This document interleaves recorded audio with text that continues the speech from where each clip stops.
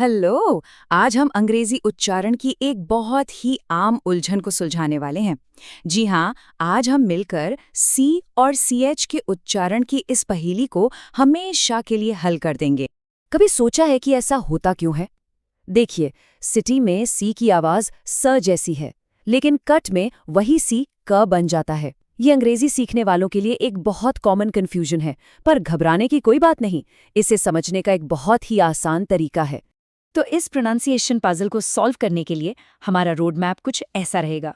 सबसे पहले तो सी और सीएच की इस पहेली को समझेंगे। फिर सी के 3 मेन रूल्स देखेंगे। स, क और श वाली साउंड कब आती है। उसके बाद हम सी की अलग अलग आवाज़ों को डिकोड करेंगे और आखिर में एक आसान सी प्रोनाउंसिएशन टूल किट भी तैयार करेंगे। तो चलिए, अंग्रेजी के इन ट्रिकी लेटर्स के पीछे छिपे राज को खोलते हैं। अब देखिए, पहली नज़र में ये भले ही रैंडम लगे, लेकिन असल में इनके पीछे कुछ सिंपल से पैटर्न्स और रूल्स हैं। आज हम उन्हीं नियमों को एक-एक करके बहुत आसानी से समझेंगे। चलिए, सबसे पहले नियम से शुरू करते हैं, जहां सी की आवाज़ सॉफ्ट यानी स जैसी होती है। ये सबसे कॉमन रूल्स में से एक है और इसे समझना बहुत ही आसान है। तो नियम बहुत सीधा है। जब भी सी के ठीक बाद ई, आई या वाई इन 3 में से कोई भी लेटर आता है तो सी का उच्चारण स होता है। बस इन 3 अक्षरों को याद रखना है, ई, आई और वाई। ठीक है, चलिए इसे कुछ उदाहरणों से समझते हैं। मैं हर शब्द को धीरे धीरे बोलूंगा, ध्यान से सुनिएगा। पहला शब्द है सेंचुरी। प्रोनंसिएशन है सेंचुरी। इसका मतलब है सदी। अगला सिटी। प्रोनंसिएशन सिटी, मतलब शहर। फिर है सर्कल। प्रोनंसिएशन सर्कल, मतलब वृत्त। सीमेंट। प्रोनंसिएशन सीमेंट, मतलब सीमेंट। रिसीव। प्रोनंसिएशन रिसीव, मतलब प्राप्त करना। साइंस। प्रोनंसिएशन साइंस, मतलब विज्ञान। सक्सीड। प्रोनंसिएशन सक्सीड, मतलब सफल होना। एक्सरसाइज। प्रोनंसिएशन एक्सरसाइज, मतलब व्यायाम। सिनिक। प्रोनंसिएशन सिनिक, मतलब निंदक। और डिफिशिएंट। प्रोनंसिएशन डिफिशिएंट, मतलब कमी होना। तो देखा, इन सभी शब्दों में सी के बाद ई, आई या वाई आया है, इसीलिए आवाज स की है। अब सी की दूसरी साउंड पर चलते हैं, जो है हार्ड साउंड यानी क। ये भी एक बहुत ही आम उच्चारण है और अच्छी बात यह है कि इसका भी अपना एक बिल्कुल क्लियर रूल है। तो नियम यह है, जब सी के बाद ए, ओ, यू या कोई भी कॉन्सोनेंट जैसे एल या आर आता है तो इसका उच्चारण क होता है ना पहले रूल से बिल्कुल अलग। आइए इसके भी कुछ उदाहरण देखते हैं ताकि नियम एकदम पक्का हो जाए। पहला शब्द कार। प्रोनंसिएशन कार, मतलब गाड़ी। कोल्ड। प्रोनंसिएशन कोल्ड, मतलब ठंडा। कट। प्रोनंसिएशन कट, मतलब काटना। कैप। प्रोनंसिएशन कैप, मतलब टोपी। कप। प्रोनंसिएशन कप, मतलब कप। क्लास। प्रोनंसिएशन क्लास, मतलब कक्षा। क्लियर। प्रोनंसिएशन क्लियर, मतलब स्पष्ट। क्लैप। प्रोनंसिएशन क्लैप, मतलब ताली। कस्टम। प्रोनंसिएशन कस्टम, मतलब रिवाज। कजिन। प्रोनंसिएशन कजिन, मतलब चचेरा भाई या बहन। और क्रैक। प्रोनंसिएशन क्रैक, मतलब दरार। जैसा कि सुना, इन सभी शब्दों में सी की ध्वनि क है। अब इस स्लाइड में जो बात वाकई दिलचस्प है वो है इन दोनों नियमों की साइड बाय साइड कंपैरिजन। देखिए, लेफ्ट साइड में सी के बाद ई, आई या वाई है तो आवाज है स, जैसे सीमेंट, सिटी और सिनिक में। और राइट साइड में सी के बाद ए, ओ या यू है तो आवाज है क, जैसे कार, कोल्ड और कट में। ये कंपैरिजन इन्हें याद रखने में बहुत मदद करता है। अब हम सी की तीसरी और एक स्पेशल साउंड पर आते हैं, श। ये ध्वनि उतनी कॉमन नहीं है, लेकिन ये जानना बहुत ज़रूरी है कि ये कब आती है। ये आमतौर पर कुछ खास लेटर कॉम्बिनेशंस के साथ जुड़ी होती है। तो रूल ये है, जब सी के बाद आई एल, आई एन, आई एंट या आई एस जैसे लेटर कॉम्बिनेशंस आते हैं तो सी का उच्चारण अक्सर श होता है। यहाँ पर शब्द के आखिर के इन हिस्सों पर ध्यान देना ज़रूरी है। इन उदाहरणों को जरा ध्यान से सुनिए। कि कैसे शब्द के एंड में आने वाले लेटर्स सी की साउंड को बदल देते हैं। पहला शब्द स्पेशल, प्रोनाउंसिएशन स्पेशल, मतलब विशेष।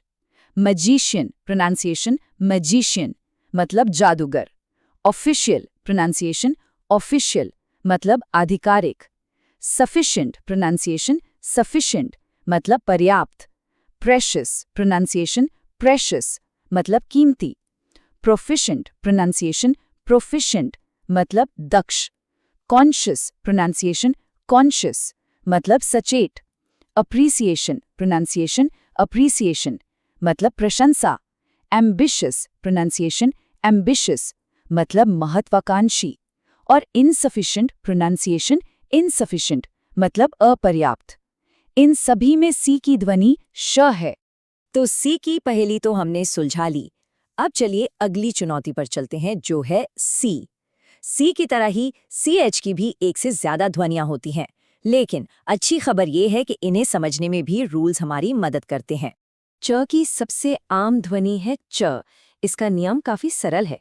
अक्सर जब च किसी शब्द के शुरू में या अंत में आता है तो इसका उच्चारण च ही होता है। चलिए कुछ उदाहरण देखते हैं।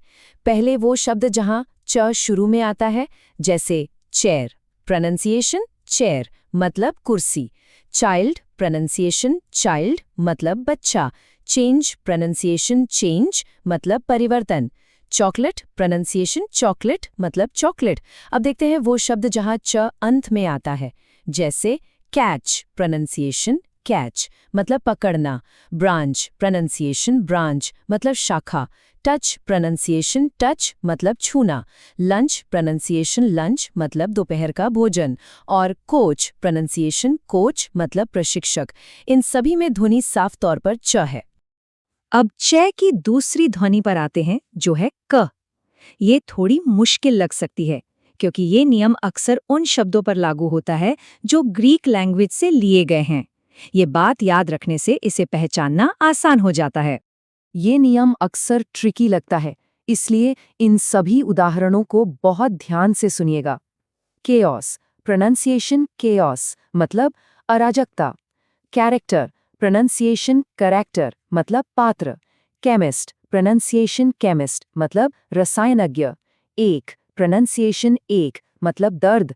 टेक्निकल, प्रोनंसिएशन टेक्निकल, मतलब तकनीकी। कोरस, प्रोनंसिएशन कोरस, मतलब गीत। आर्किटेक्ट, प्रोनंसिएशन आर्किटेक्ट, मतलब वास्तुकार। मैकेनिकल, प्रोनंसिएशन मैकेनिकल, मतलब यांत्रिक। और कैमेलियन, प्रोनंसिएशन कैमेलियन, मतलब गिरगिट।